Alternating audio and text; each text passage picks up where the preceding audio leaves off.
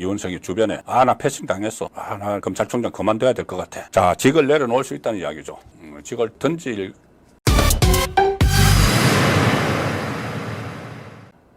어제 이 김건희 여사 소환 조사를 가지고 이원석 검찰총장이 마치 민주당의 논평, 성명, 그리고 좌파 매체의 논리를 그대로 따서 불만을 표시를 했습니다. 크게 두 가지의 불만을 표시했는데 그게 얼마나 얼토당토안한 불만인지 제가 설명을 드리겠습니다. 자, 먼저 아시아투데이 기사입니다. 이원석, 김 여사 조사 원칙 지키지 않아 모두 제 책임.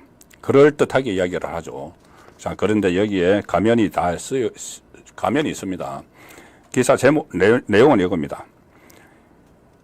이원석 검찰총장이 윤석열 대통령 부인 김건희 여사의 비공개 대면 조사를 두고 법 앞에 예외도 특혜도 성역도 없다고 말했으나 김 여사 조사 과정에서 이러한 원칙이 지켜지지 않았다며 국민께 사과드린다. 일단 제가 했던 발언을 그대로 소개해드리고 제가 이게 도대체 무슨 의미인지 짚어보겠습니다. 대검 출근길에 기자들과 만나서 검찰총장이 취임하면서 법불악위라는 말씀을 드렸다. 법불악위는 법은 신분이 귀한 자에게 아부하지 않는다. 법불악위 많이 쓰는 말이죠. 자기가 이제 그렇게 이야기했다. 결과적으로 국민과 약속을 지키지 못했다. 일선 검찰청에서 어떠한 보고도 받지 못했으나 제대로 이끌지 못한 것도 모두 제 책임이라고 생각한다.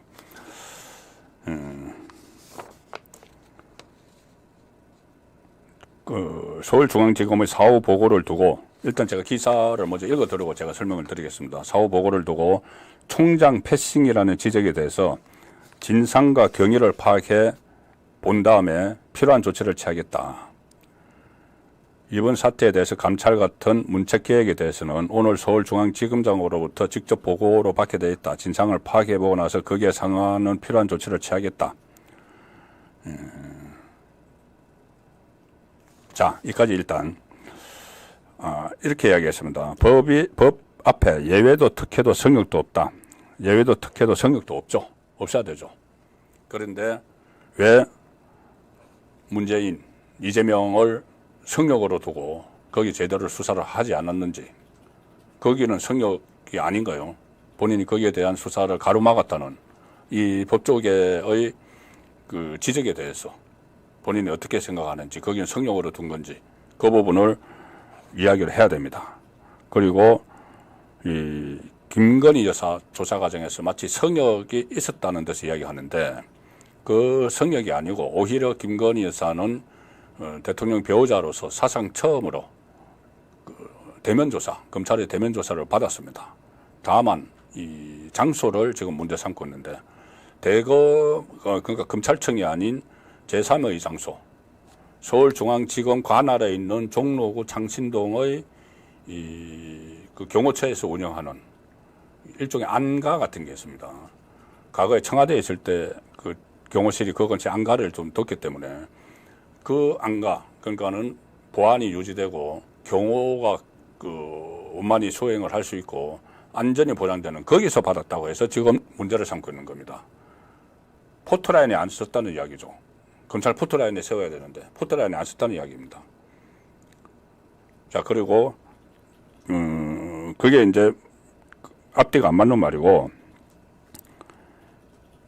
김 여사 조사 과정에서 이러한 원칙이 지켜지지 않았다. 국민께 사과드린다. 이 어떤 국민을 이야기하는 거죠?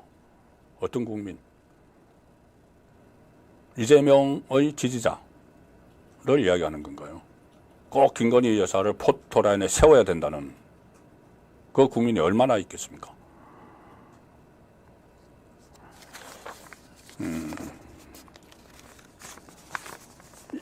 두 가지입니다. 이 핵심은 두 가지인데 일단 두 가지를 제가 간략하게 사실관계를 설명을 드리면 이겁니다.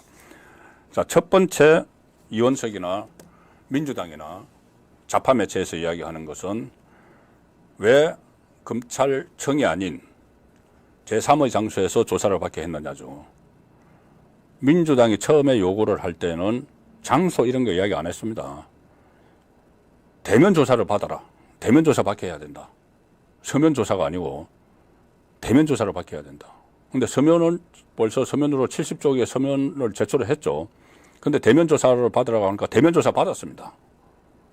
대면 조사를 받으니까 12시간 동안 대면 조사를 받았죠. 근데 대면 조사를 받으니까 뭐라고 하느냐. 왜 검찰청에서 안 받고 다른 데서 받았어? 이게 무슨 본질입니까? 검찰청에서 받으면 조사가 잘 되고 다른 데서 받으면 조사가 안 되는 건가요? 그러니까 공격을 위한 공격이죠. 그거하고 똑같습니다. 김건희 처음에 그 디올 파우치 그 받은 거 사과하라 그랬을 때 저도 마찬가지고 대부분 사과하면 안 된다고 했습니다. 총선 전에. 왜냐하면은 민주당의 행태를 알기 때문이죠. 그때 사과를 하면은 사과를 했잖아. 인정했잖아. 그럼 처벌을 받아야지. 그렇게 나오는 겁니다. 대통령도 알아서 몰랐어. 뻔하죠. 그 스토리가. 이번에도 대면조사 받아. 그래서 대면조사 받았는데 왜 그 검찰청에서 안 받았어? 그러니까 이게 무슨 뭐 약속 때렸냐? 뭐 황제 소환? 뭐 이런 말까지 지금 합니다. 황제 소환을 합니다. 황제 소환. 그런데 어쨌든 검찰의 대면 조사를 받은 현직 대통령의 첫 배우자입니다. 그 전에 몇 가지 사례가 있는데 그 하나만 제가 비교를 드리죠. 이것저것 막 하는 것보다 권양숙 씨가 퇴임 후에 검찰의 대면 조사를 받았는데 자 그때 박연차 게이트입니다.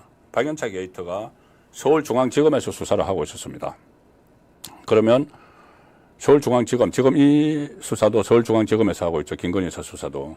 그럼 민주당 주장은 자 그러면은 이 소환을 하면은 서울중앙지검으로 불러와야지 이 이야기죠.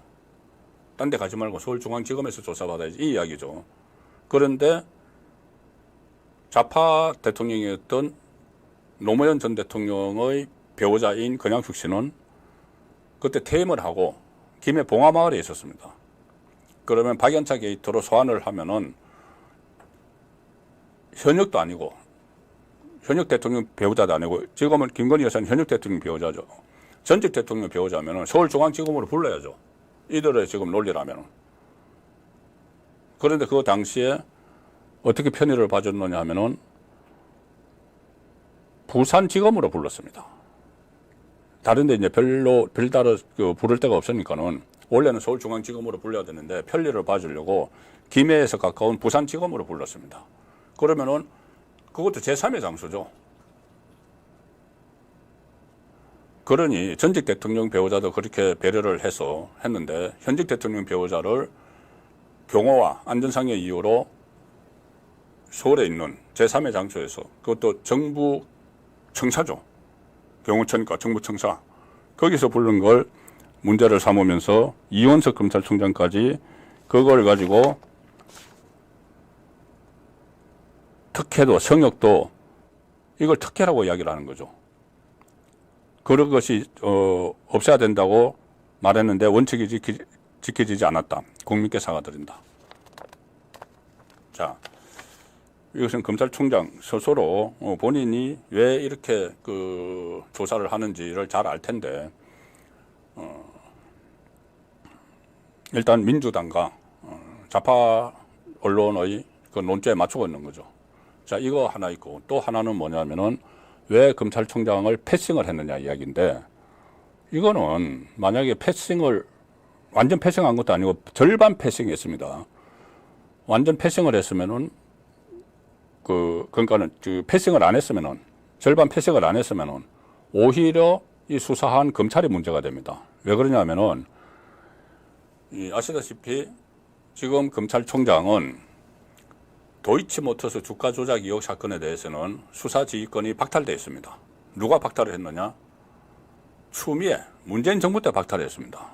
문재인 정부 때 추미애 법무부 장관이 김건희 여사의 도이치모터스 사건 주가 조작 그 연루 의혹을 최강욱 당시 민주당 의원이 고발을 해서 수사를 하고 있었죠.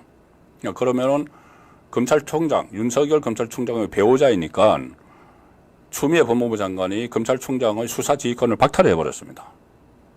그때 이성윤, 이정수 이렇게 서울중앙지검장에 옮겨갔는데 그쪽에서 검찰총장에게 보고도 하지 못하고 검찰총장에게 뭐 수사를 시작을 하고 뭐 해도 아무것도 오히려 그 박탈했기 때문에 검찰총장이 거기 관여를 하거나 아니면 서울중앙지검장에 보고를 하면은 그게 위법이 되는 거죠. 그런데 그때 박탈된 수사 지휘권이 지금까지 이어져 오고 있는 겁니다. 왜 그러냐면은 그러니까는 추미애가 윤석열의 수사지휘권을 박탈한 게 아니고 법무부 장관이 검찰총장의 수사지휘권을 박탈했기 때문에 검찰총장이 바뀌어도 법무부 장관이 바뀌어도 거기 그대로 이어져 온 거죠. 추미애 다음에 박범계가 법무부 장관이 됐는데 그때도 이것을 원상회복 안 했습니다. 그 다음에 윤석열 정부가 들어와서 윤석열 대통령이 본인의 배우자와 관련된 건데 다시 수사지휘권을 복원을 하고 법무부 장관이 그게 더 이상하죠. 그것이 이제 그대로 이어져 온 겁니다.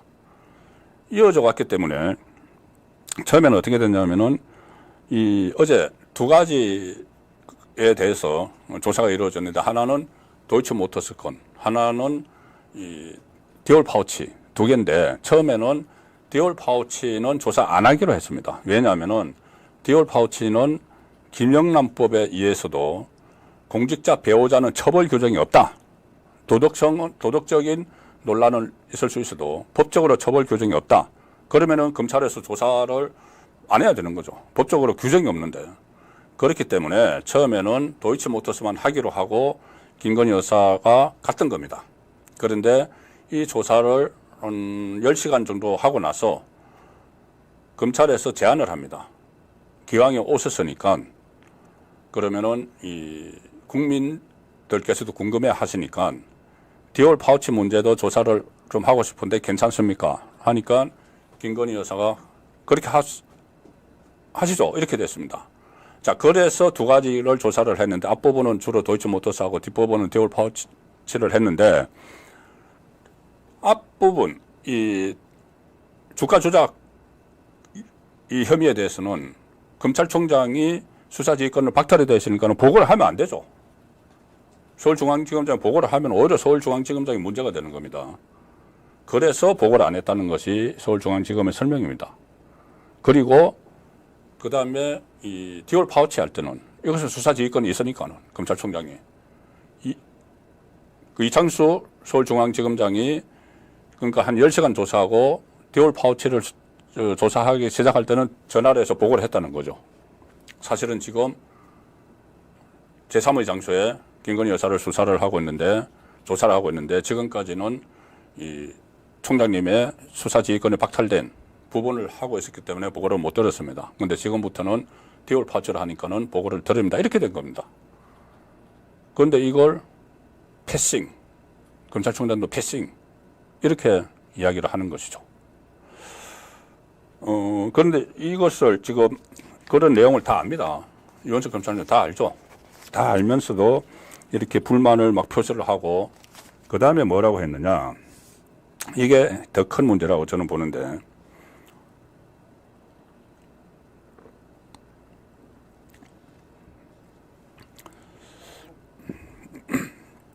본인의 향후 거취와 관련해서 자 오늘 출근길에 기자가 물었습니다.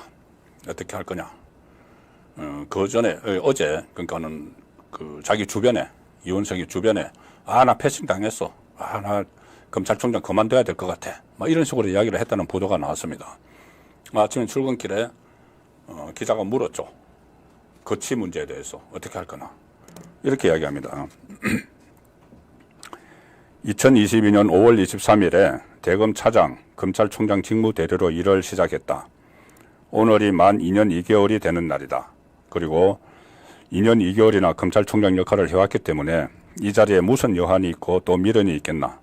다만 국민과 헌법 원칙을 지키겠다는 약속을 했기 때문에 제가 할 수 있는 일을 최선을 다해서 하고 그것이 부족하다고 하면 그때는 제 거치에 대해서 판단하겠다.